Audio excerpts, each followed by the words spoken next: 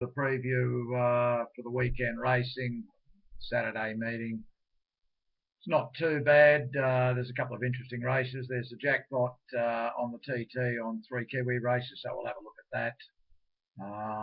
But going through the rest of the card around Australia, Ascot, it's starting to taper off a little bit here, getting close to the changeover to Belmont, so not much of a meeting.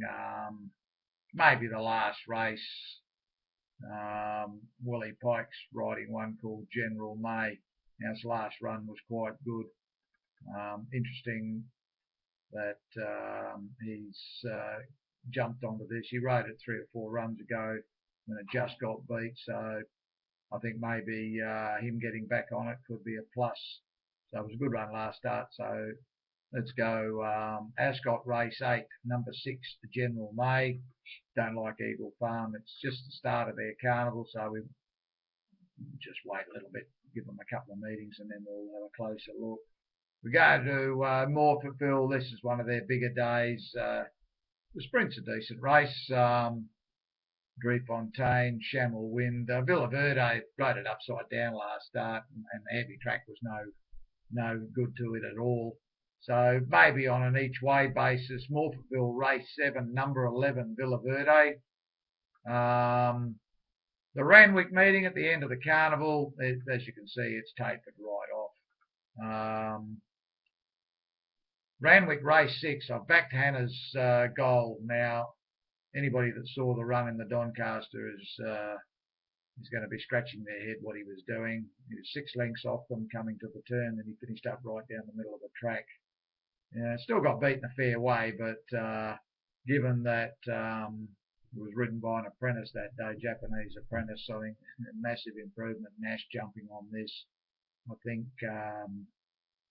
the drier track's a big asset to it, so I was happy to have taken the 14s for this one for myself. So if you like it, you can still get 10 or 12 to 1.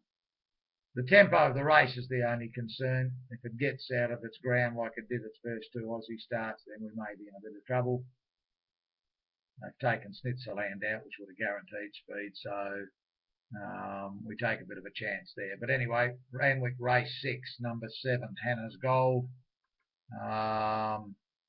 Don't really like anything else. There's the Sandown meeting. It's a midweek meeting.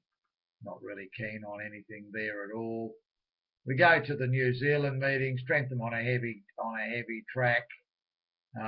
Couple of interesting races there. Probably the best race is race 7, Just an Excuse. Now this has been working really well. It's ready to go. Terrific heavy card for this horse.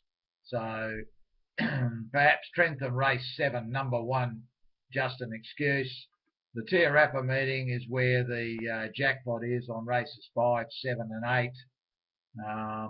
Pretty tough races, quite a bit of depth in a lot of these, so I think our best chance is probably double banking the last Chiarano and Girella, and maybe using a last shower. Could go skinny in the last. Last shower is the interesting one for me. Te Rapa race 8, number 11. Ran a terrific race this meeting last year, running second. It's going to get the track conditions that suit it best, dead. Goes good this track and distance, so we might go for it. I think just on based on the price. Te Rapa race 8, number 11, last shower. As you can see, we're fairly light on. Of course, with a lot of racing on Anzac Day, the Saturday racing's taken a bit of a hit. Sunday, looking at Sha Tin for Sunday. There is a TT jackpot expected to get payout pool of about 7 million. We will be involved there. They all qualify.